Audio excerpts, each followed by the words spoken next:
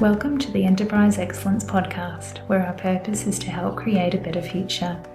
Learn from our world's experts how to improve your organization sustainably. Learn how to achieve and sustain an excellence journey for yourself, others, and the planet. And I'm your host, Brad Jevons, coming to you from Brisbane, Australia. We are proudly brought to you in association with SA Partners, a world-leading business transformation consultancy. SA Partners are a truly purposeful company focused on helping organisations achieve sustainable improvement for themselves, others, and the planet.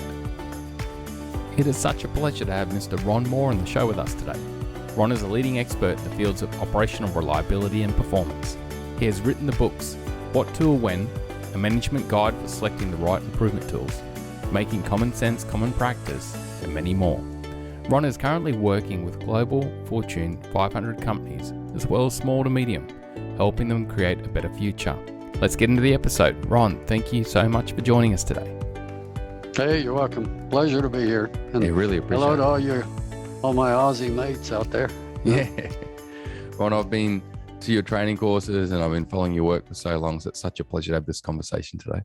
Ron, what is your backstory, but what led you into the fields of operational reliability? Chance, I think, would be the short answer. Well, when I was president of CSI, of course, a lot of people out there would remember them. We made predictive maintenance tools, primarily vibration, and we had some oil, infrared, and so on.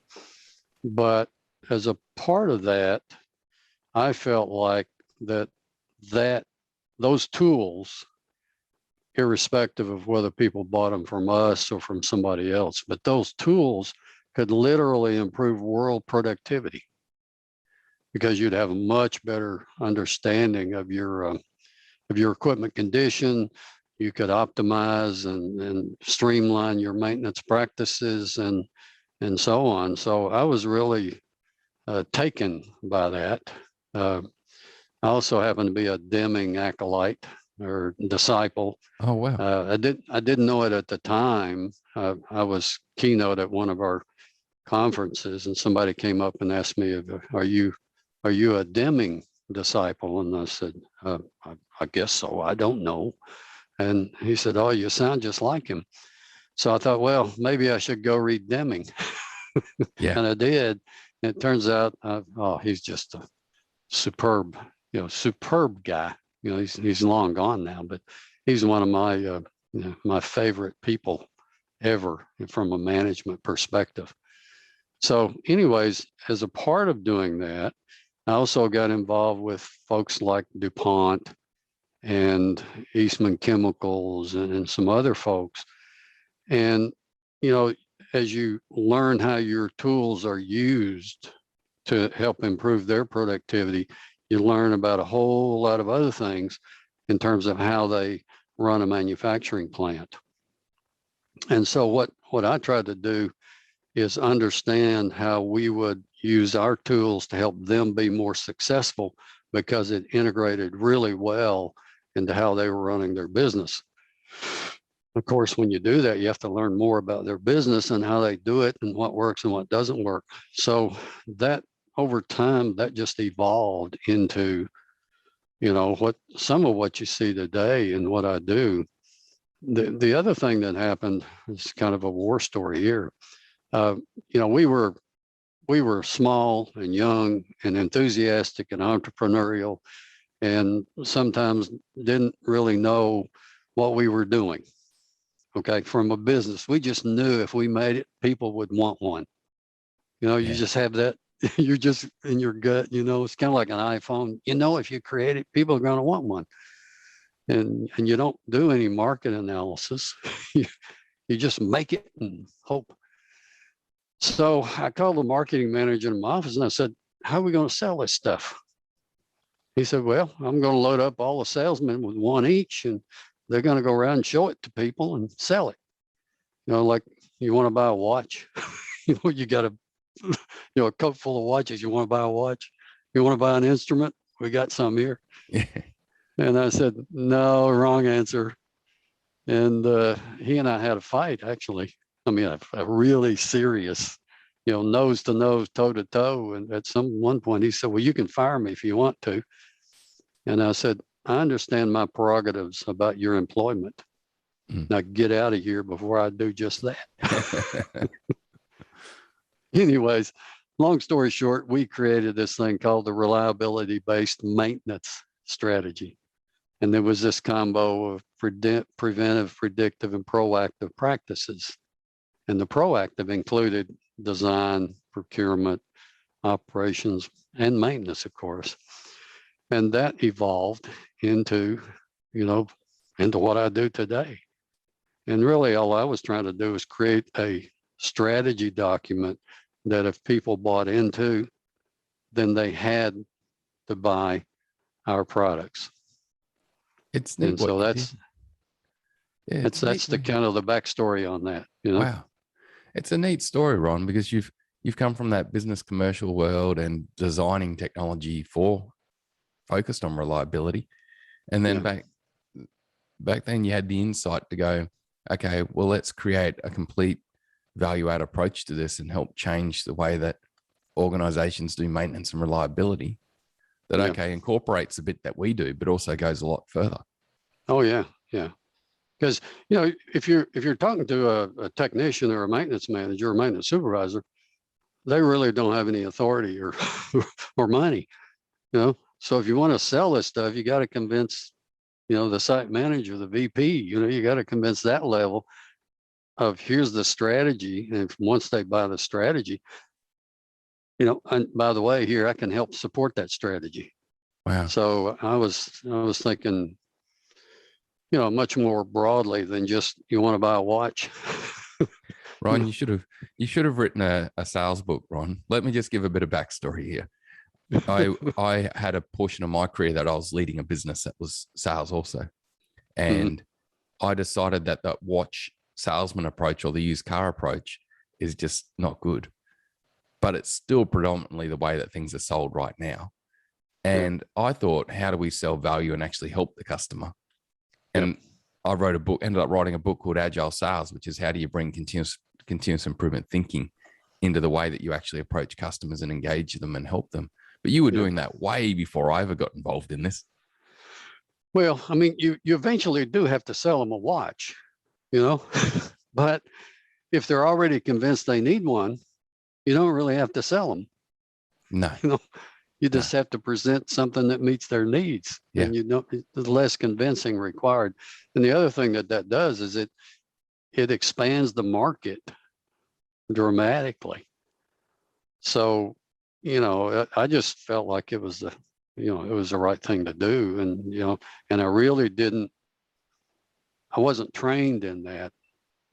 I just sort of felt like that was the right thing to do. Just like our instruments, we felt like those were the right instruments for the market.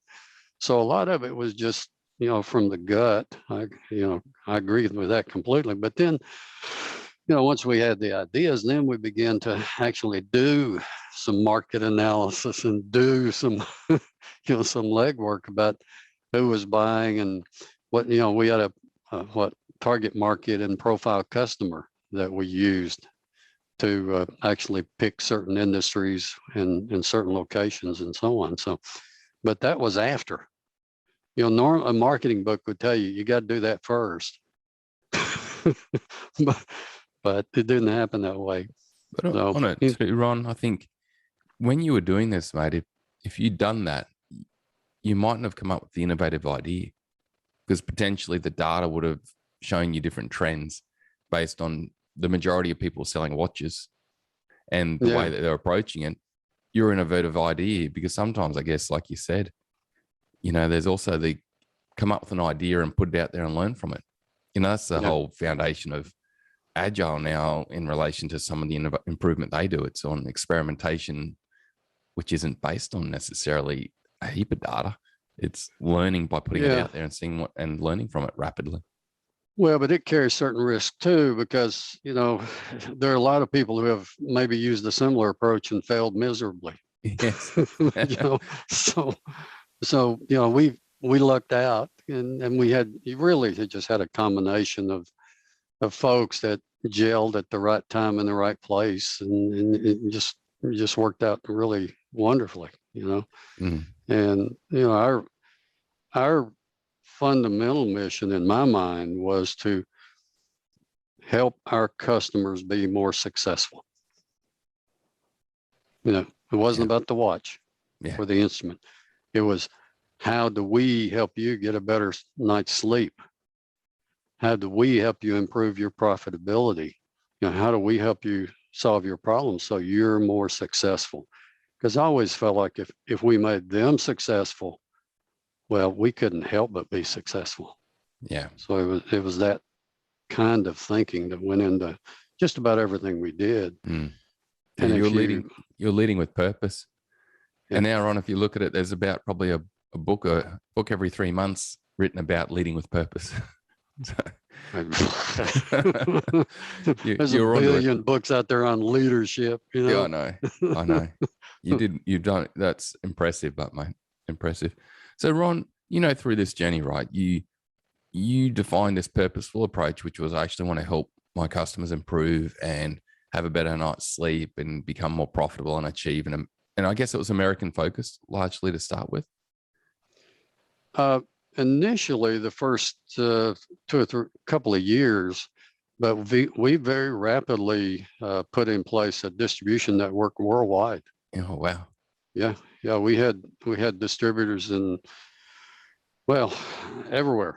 All the European countries had a headquarters in Brussels, near Brussels in Leuven. Mm. And we had distributors in every country in Europe. Wow. We had distributors in South America. We had distributors in Asia and China even. Yeah. So yeah. And that's neat. And these were, our sales force was generally reps or distributors. They were not employees because we didn't have any money. Yeah. So if you don't have any money, how do you put in place, a distribution system, a sales system? So we hired distributors who took a commission. Now we had to spend the money to train them and go visit them and so on. Yeah. But we didn't have that huge capital outlay, no. That goes with hiring, 50 or 100 people. So, and that worked out really well. Yeah, we had a really good relationship with those guys because they knew the locals. Yeah. Right. You got to know the locals. Yeah. And their needs and requirements and customs and all that sort of thing. So that's that's how we did that. Yeah. We were global. Yeah, that's neat. And Ron, and Australia. Yeah. Yeah, I know you've had such a strong connection with Australia over the years, so it's been wonderful. Really helped our country. Go to the enterpriseexcellenceacademy.com/downloads to get hold of a time optimization program that will be available for a limited period. This program has been designed to help the individual and leaders save time themselves that they can then put more to an excellence journey. It's connected with the Enterprise Excellence Academy release of Agile Training and Community. To get involved, go to the website enterpriseexcellenceacademy.com and connect to learn more or register. Let's get back to the episode. Ron, with the journey, okay, so you early on set this purposeful path and you started to actually build like a full operational reliability and performance model. But who really helped you evolve it? Like, who were some people that inspired you and helped you to basically become the expert you became, where a lot, manufacturers all over the world now look to you with your knowledge that is broader than just the predictive and the technology part of reliability and performance? Yeah. Oh gosh. Well, I want to go way back, way back to my early childhood. I had great teachers. In my grade school, my high school, and even in college, I had just super duper teachers. And I'm eternally grateful to those folks. And I didn't grow up in an area that was known for having great educational systems. I grew up in hillbilly Eastern Kentucky. We didn't have indoor plumbing. Oh, wow. we didn't have indoor heating. We had a potbelly stove and so on. So, but the teachers were just superb. We were studying things when I was in 7th, 8th grade that most kids don't see in high school today. So it was just, I suppose, good fortune to have had those great teachers. And then over time, I managed to get an appointment to West Point, to the military academy, and that's just a superb leadership institution. Yeah, you get taught military stuff and you get taught, the engineering stuff, but you also get taught a lot about leadership and responsibility. So that was quite formative for me, incredibly formative. I mean, life-changing. So, and that just sort of evolved into an engineering career and a management career and so on. But it really began, and my parents, of course, they were just superb, just wonderful parents. Can't say enough good things about them, rest their soul. So I think when you have those confluence of good teachers, good environment, good parents, and so on, really wonderful things can happen if you challenge yourself. And it's probably my nature to challenge myself about doing things well. Part of that comes from my mother and my father. They were loving, but they set high standards. So it's that sort of thing that that creates this drive. Now, in terms of professionally, oh gosh, the biggest influencers on me have been probably Drucker and Deming. Those are the two names that come to the forefront. And then, of course, others like Tom Peters, In Search of Excellence, kind of comes to mind, right at this point. There's some good names there. They're about the best of the best when it comes down to Yeah, I agree. Drucker and Deming. Wow, their work's amazing. Yeah, I know.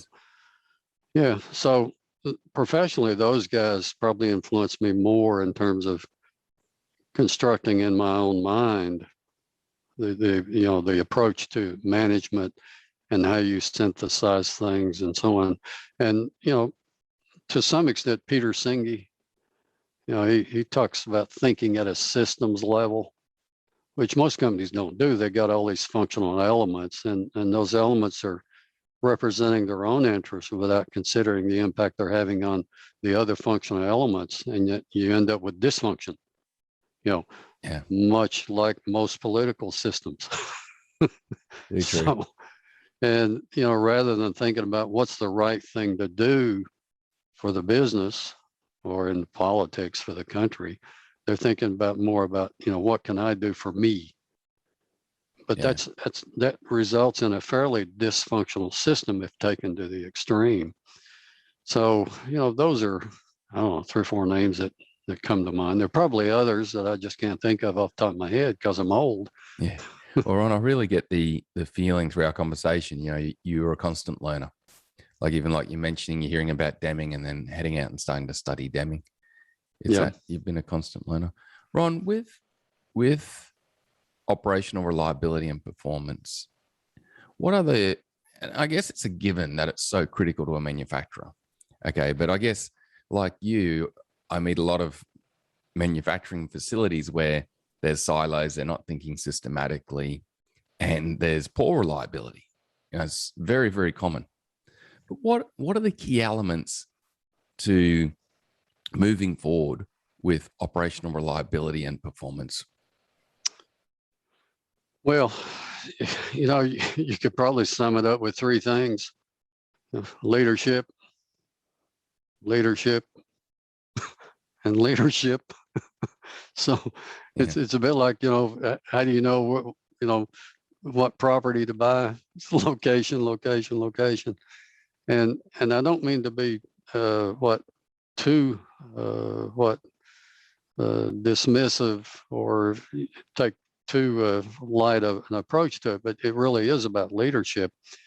But I think it goes beyond that. It's leaders understanding what reliability is and aligning the workforce to like a global strategy, an overall strategy, and then engaging the folks in fulfilling that strategy with a few simple rules. If you try to be too prescriptive, then they feel put upon. If you're not prescriptive enough in terms of what your expectations are, then you'll get a lot of meandering. And so for the leadership to get that balance right, I think, first of all, they have to align the organization from top to bottom to a common strategy, a common set of goals, and have some sort of process that fosters collaboration and shop floor engagement.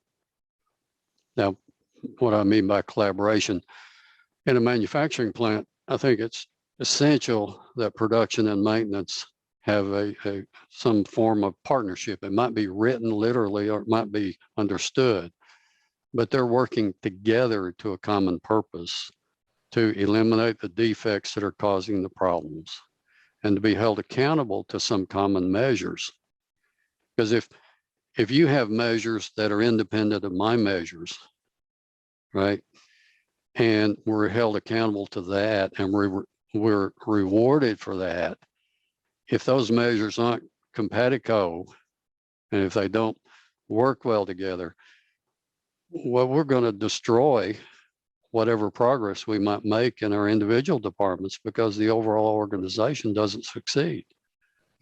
So just for example, so common. Yeah. Oh, I know. Yeah. So for example, in a manufacturing organization, I think production should be held accountable for things like production, of course, quality product out the door, but also for things like maintenance and repair costs and unplanned downtime. I think that maintenance should be held accountable for those same things and for production schedule compliance. Yeah. So if you hold both responsible for those, sets of measures, then they're going to have to put their heads together from time to time and strike a balance on what's the right thing to do for the business. Yeah. Okay. And likewise, you could go through other examples of other functional elements. Now, if you just have a couple of measures that are at times at odds with each other and hold both departments accountable for that, but pick one to take the lead, you're probably going to get a better result. Yeah. Ron, you've touched on something that I've seen so strongly is that measures, the old saying, measures drive behavior. Yeah. And I come across a lot of organizations in Australia where measures have been in place for 30 years or 20 years or 15 years, and they don't really consider measures, and they don't really think about what am I measuring people on and what behaviors is it driving? It's like measures don't drive behavior, or measures aren't important. We just need them to do that. But it's huge. Just a simple way that you measure people and then recognize them or even reward them in some cases off of that. It drives, I'm with you. I think it drives huge behavior. Yeah. Well, particularly if you put some incentives with it, Now you can't, just a word of caution, you can't put so much emphasis on the measure and the incentive that you lose some of that intrinsic incentive that people have in just doing a good job. Yeah. So there has to be enough there to get their attention, but not so much that it drives, everything that they do. And, getting the right balance, I don't know, it just requires a certain amount of, I suppose, judgment, and it may change from time to time depending on the circumstance. So, having incentives that they care about, but not so much that they do things that are detrimental to the overall success of the organization, I think is really important. Yeah.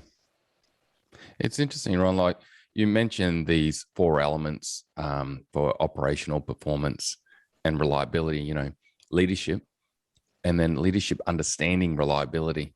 I can see that's massive, because how can they lead it without that understanding of reliability? But then I can hear 2 messages in your alignment bit. I can hear the message of strategically aligning them, right down to the operational level and maintenance level and all those cross-functional teams. But then also aligning them systematically across the system, like you mentioned with Peter Senge, where you're talking about looking at how you measure them. How do you get these cross-functional teams to collaborate to ultimately help the machines run better, to ultimately help get outcomes for customers? Yeah. Well, one of the big misunderstandings, I think, in the minds of folks in leadership positions, executives, CEOs, VPs, and such, is that, and we as a society across the world have fostered this, is that they think of reliability as a maintenance thing, primarily driven by maintenance. Yeah. Well, that's a mistake. I think it's an enormous mistake. And because the problem is maintenance doesn't control 90% of the production losses that occur in a manufacturing plant, typically. It varies somewhat from that 90%, but maintenance only controls about 10% of your production losses. And if you go look at root cause, in terms of, is it a bad design? Is it, do we have problems with procurement? Do we look at the operating practices, and do we look at maintenance practices? Even if you just boil it down to equipment, what you typically find is that 2/3 of the equipment failures are not controlled by maintenance. Now they have to, quote, fix it, but if you could stop the defect that created the failure, then you'd be far, far better off. Lower cost, less risk of injury. I've got data on that. And just an overall better performance. So if you look at a typical manufacturing plant, something like 2/3 of the production losses have nothing to do with the equipment. Mm-hmm. Yeah. Right. And yet equipment gets all the attention. The downtime gets all the attention. Well, that's just nonsense.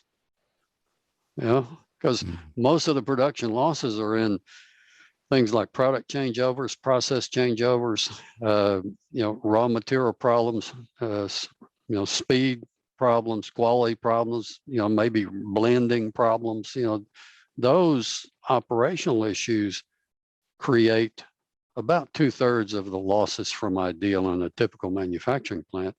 And again, of the 1/3 that is equipment related, maintenance only controls about 1/3 of that. So about 1/3 of 1/3 is what they're in control of. And too often, most companies think of reliability as a maintenance thing. It's an equipment thing.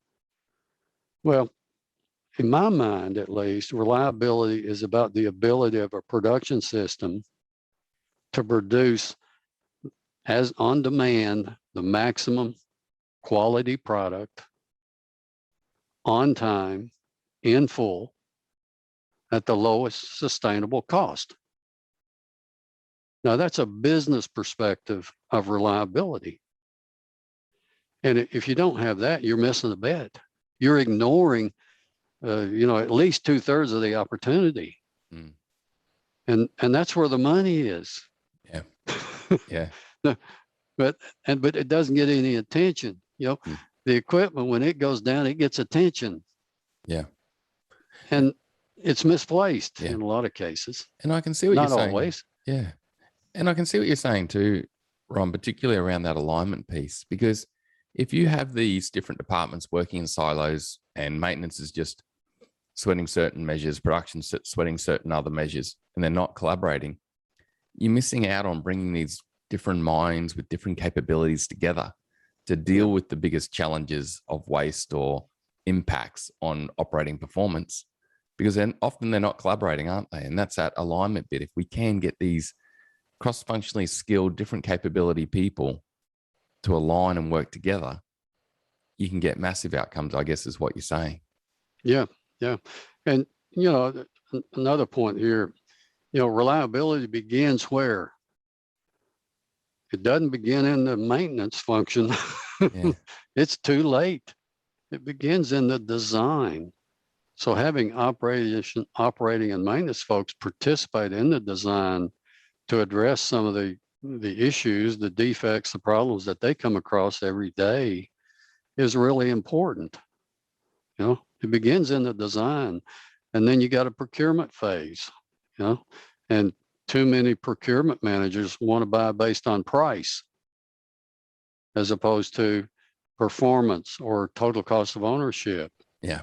And if you don't take that into account, then you're ignoring 75% of your life cycle cost or your total cost of ownership.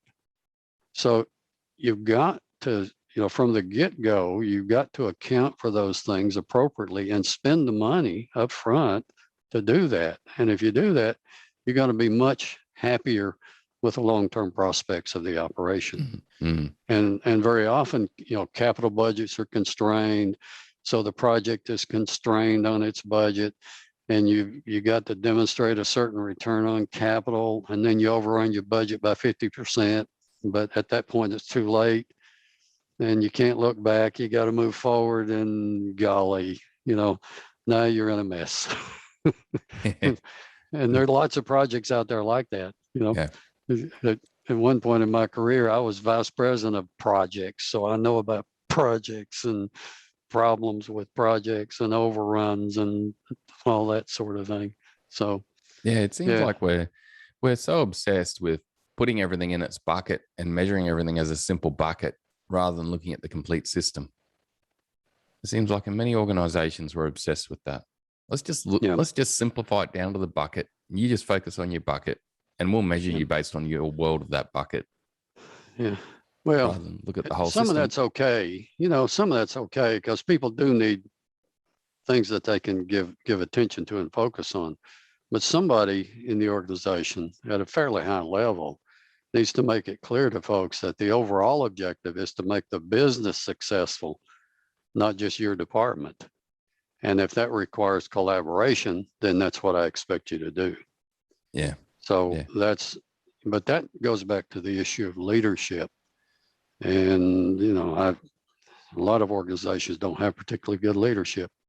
I heard you mention before, Ron, then, it's about having that clear vision and that clear purpose and the element of goals that do align us, goals and other measures that do align us and bring us into play. Yeah. Well, that's the end of the episode with Ron. What a humble, amazing person he is. He's achieved so much himself and helped so many others. Emily and I were looking to do the same with the Enterprise Excellence Academy and community. The Academy provides training on agile and amazing techniques that you can use to truly create a culture of continuous improvement and innovation. And the community is designed to help sustain the journey, support each other, connect you with our world's experts, and truly help to transform and achieve great things. To find out more, go to enterpriseexcellenceacademy.com. Bye for now.